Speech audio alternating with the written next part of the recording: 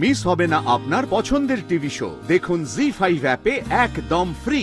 এটা হয়তো আমাদের ভুল হয়েছে যে আমরা ভেবেছি রাই সৌর্যর সন্তানের মা হতে চলেছে। হ্যাঁ, সেটা হয়তো ভুল হয়েছে,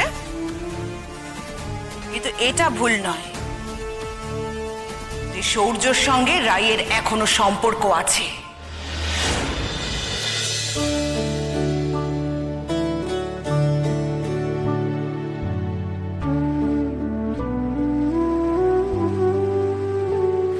তুই চাইলে এক কাপ চা খেয়ে আসতে পারিস।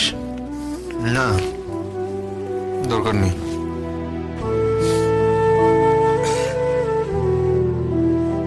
তোর কাছে ক্ষমা চাওয়ার মুখ নেই আমার, সহ্য।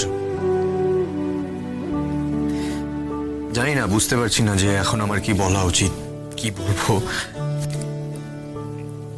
একের পর এক এমন ভুল করেছি আমি যেগুলো কেউ কোনোদিনও ভুলতে পারবে না, আর না আমি নিজে ভুলতে পারবো।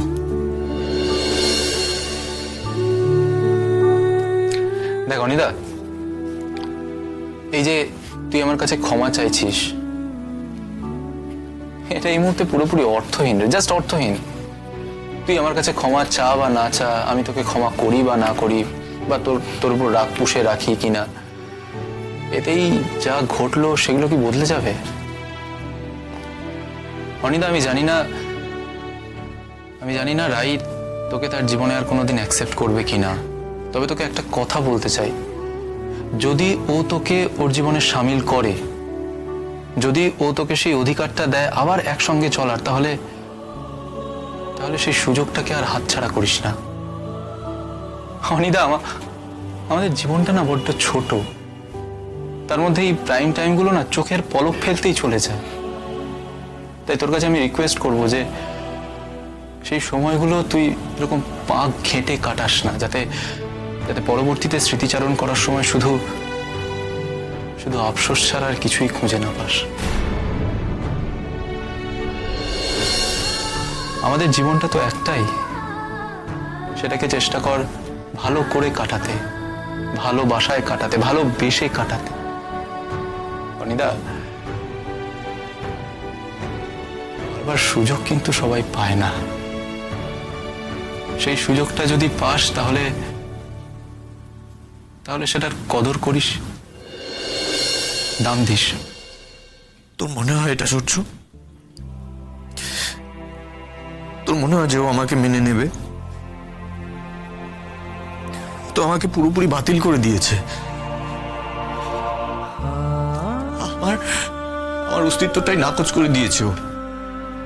ওর রেকর্ডে কোথাও কোনো জায়গা আমার নাম নেই, আমার পরিচয় যেন ও বহনই করতে চায় না। এত আঘাত পাওয়ার পরও কিন্তু পাল্টা আমায় আক্রমণ করেনি, খুব যত্ন করে সরিয়ে রেখে দিয়েছে ওর সাথে আমার পরিচয়ের সাক্ষ্যগুলো। যেন জানে এভাবেই আমায় সবচেয়ে বেশি আহত করা যায়। ওটিতে যাওয়ার আগে রাই নিশ্চিত করে গেছে যেন ওর জন্য অনির্বাণ সেন কিচ্ছু না করতে পারে, কিচ্ছু না। অর্থহীন করে দিয়েছে আমার উপস্থিতিটাকে। ও খুব ভালো করে জানে যে অনির্বাণ এটারই যোগ্য। আমি ওকে একটু হলেও চিনি তো, কিন্তু ও কিন্তু আমাকে খোলা খাতার মতন পড়ে নিয়েছে।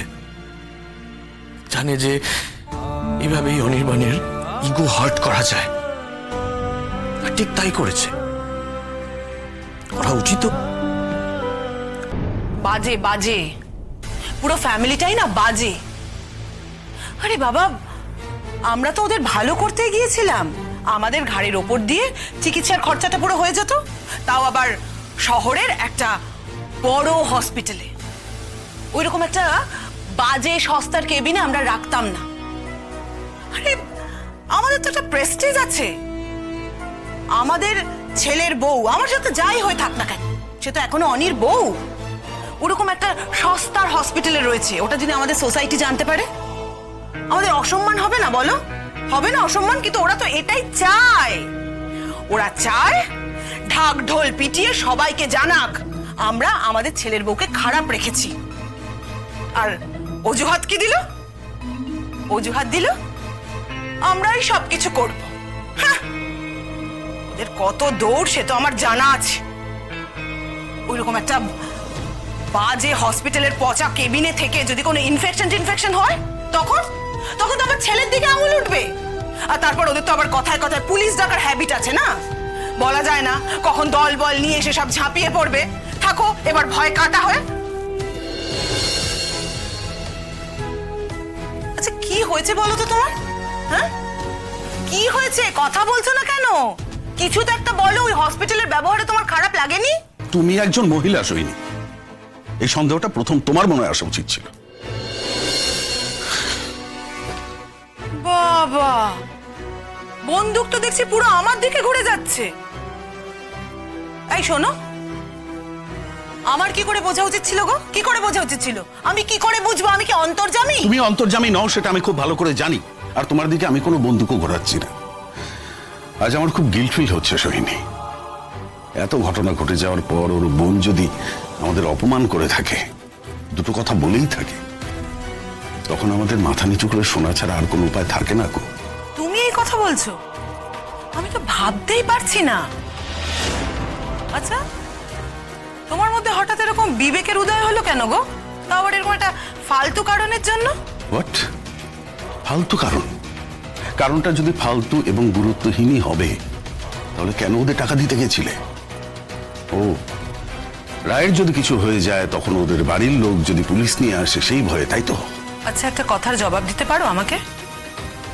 তোমাদের চোখে তো রাই একেবারে দেবী হয়ে গেছে, হঠাৎ করে স্বর্গ থেকে একেবারে টপ করে খসে পড়েছে।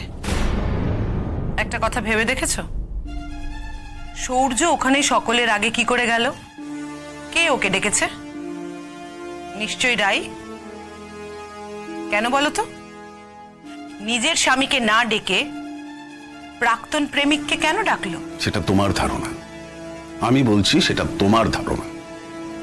এভাবে একটার পর একটা ভুল ধারণা নিজের মনের মধ্যে তৈরি করো না, আর অনির মাথায় ঢুকিও না। এ কটা দিন ওখানে কি হয়েছে, রায়ের কি করে এত বড় একটা অসুখ হলো, আমরা তো কিচ্ছু জানি না। আর যা জানি না তা নিয়ে অভিযোগ করার অধিকার তো আমাদের নেই সইনি। 100 বার অধিকার আছে। শোনো,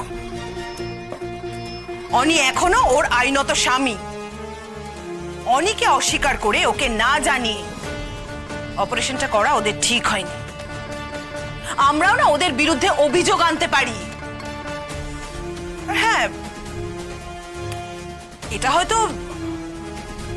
হয়তো আমাদের ভুল হয়েছে যে আমরা ভেবেছি রাই সূর্যর সন্তানের মা হতে চলেছে। হ্যাঁ, সেটা হয়তো ভুল হয়েছে, কিন্তু এটা ভুল নয়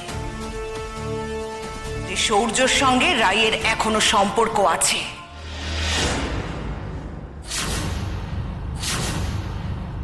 জি5 ডাউনলোড করুন আর সব এপিসোড দেখুন একদম ফ্রি।